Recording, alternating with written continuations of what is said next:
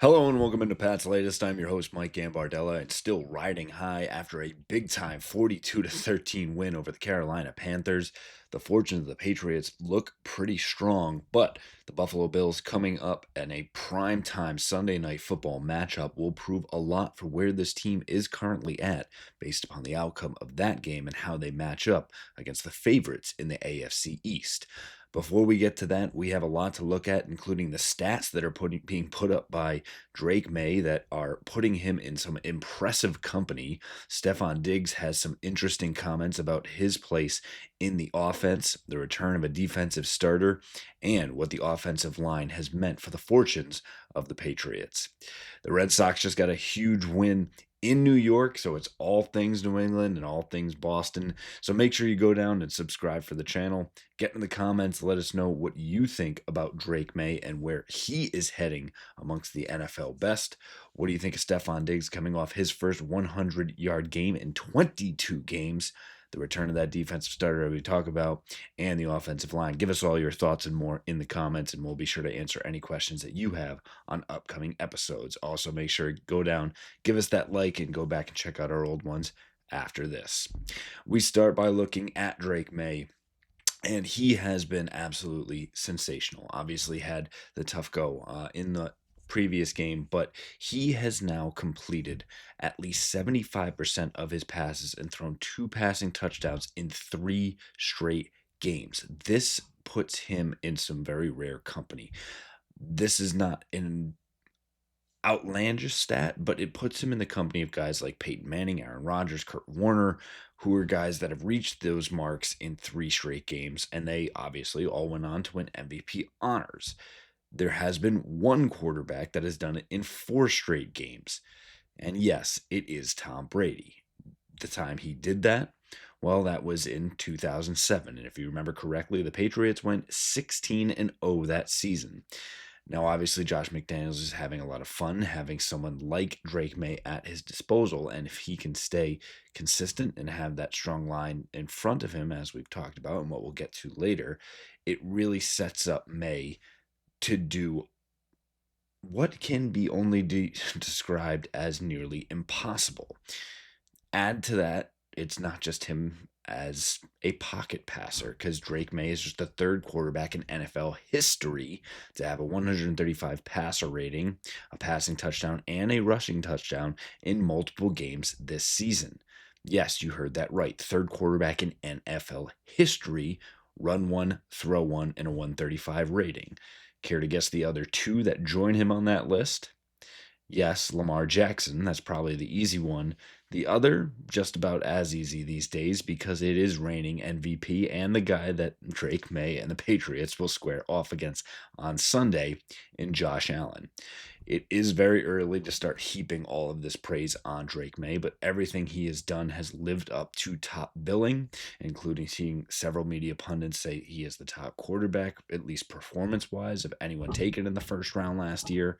And he's going to continue to go up everyone's list, whether you put him as a top 10 quarterback. And again, go back and check out last week's episode where we put what our rankings for all the quarterbacks are right now. And it does put Drake Maye at top 10. And that was before this performance as well.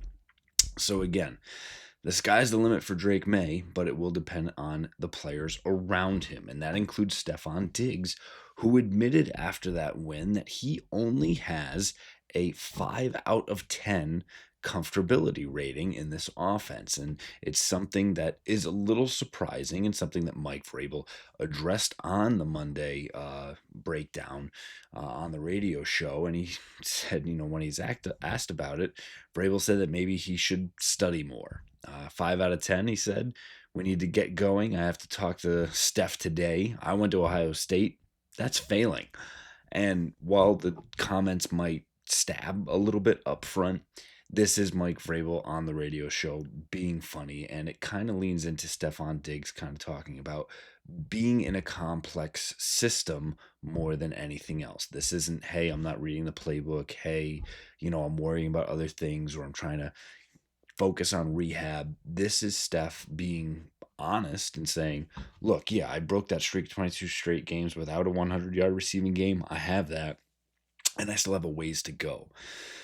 Now, yes, Steph is a guy that is coming off a big time ACL injury at 31 years of age. The deck is stacked against him. He is in a new system, but again, he's in a system that is now headed by Drake Maye, which is what you want to have a quarterback that can get the ball around at a high percentage, and in having a offensive coordinator that can scheme to get him open.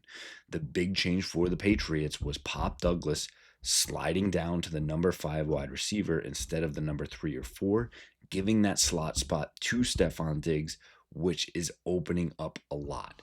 It will be a revenge game for Stefon Diggs when they get down, or up into Buffalo on Sunday night, and a lot of big time storylines that we'll continue to get into this week.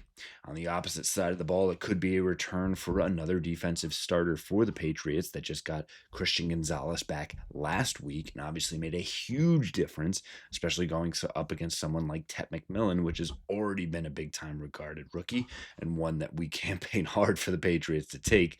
Can't argue about the results of Will Campbell, which we'll get into shortly, but Jelani Tavai getting ready to return. He's been targeting this week to resume practicing and started the year on IR, but according to ESPN's Mike Reese, that Tavai would likely fill the open spot on the 53-man roster, barring any setbacks this week, and could potentially start alongside Robert Spillane. Christian Ellis, unfortunately, has had some issues and signed that contract in the offseason.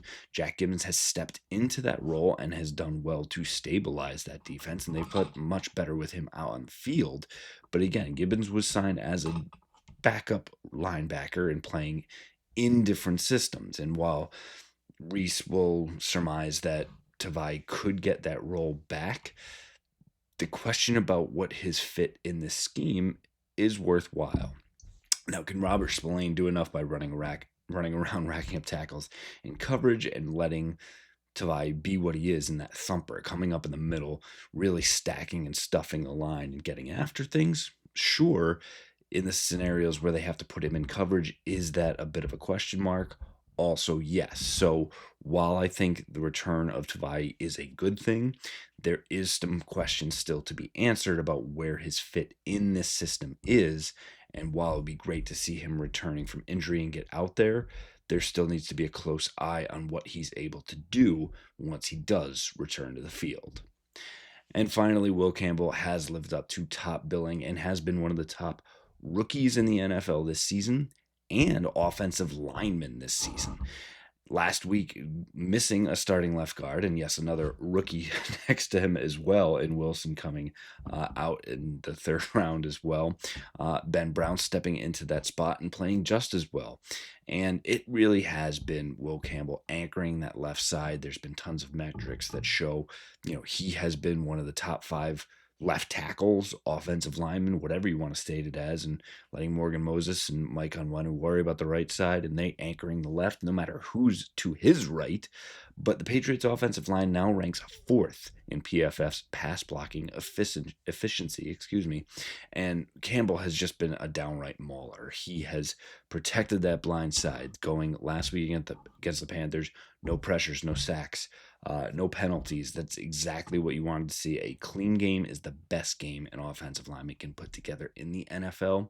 And additionally, the Patriots offense now only have allowing 2 sacks, 7 QB hits, and 26 hurries over the past 153 snaps. Yes, you read that right. 100 offensive snaps, only 2 sacks, and 7 QB hits. 26 hurries, yes, could be scrambled down a little bit, but again, when you have someone like Drake Maye who's able to make the most of the space in front of him, life gets a lot easier as well. This is obviously considerably better than expected heading into the season, where last year you obviously had one of the worst offensive lines in the league, but Will Campbell has been amazing, lived up to top billing, and is showing why the Patriots absolutely earmarked him for the top spot in their draft, and why guys like Tet McMillan and anyone else going in that first round was behind him, because he has changed everything. He has given Drake Maye the time to make plays, and while you don't have the top echelon wide receiver, sometimes it doesn't matter if you have the quarterback and get him there. Unfortunately, the Cincinnati Bengals are dealing with things like this right now, where they chose to go get Jamar Chase instead of addressing the offensive line. They've consistently had one of the worst offensive lines in the league, and the only time that they weren't, they got to the Super Bowl. And now you have Jamar Chase, you have T. Higgins, you have all these offensive weapons, and now you have Jake Browning, who's not able to execute because, well, Joe Burrow's hurt yet again. And it's tough to say, and you hope that it will not be another case of someone like Andrew Luck that steps away before he's ready. But again, this shows the smart decision making by the New England Patriots, by Mike Vrabel and the Brain Trust to address the O-line, to make sure that their best asset in Drake Maye is ready, protected, and ready to go out and win football games, which is exactly what everybody's got circled on their calendar for Sunday night. That'll do it for us here on this episode of Pat's Latest. We'll continue to break it all down for you the rest of this week, especially with eyes towards Buffalo in a huge game that could really vault the Patriots up in the eyes of the NFL right now. I think most people would still have them in that 19 to 25 range in power rankings, if you will. Yeah, big blowout winning versus the Panthers is great, but if you're not beating the top teams in the NFL, it doesn't really matter. If you can go out and get a win in Buffalo, you put yourself on the map. If you seem competitive, you could see them rise up in those standings as well. And hopefully they're able to do that. In the meantime, make sure you go down, subscribe for the channel, get in the comments, let us know what you think about Drake Maye, Stefon Diggs, Jelani Tavai, Will Campbell in the line, and any other questions you might have. We'll answer them right here on the show. Give us that like and go back and check out all our old episodes as we bring you everything for your New England Patriots. Fight on, Foxborough.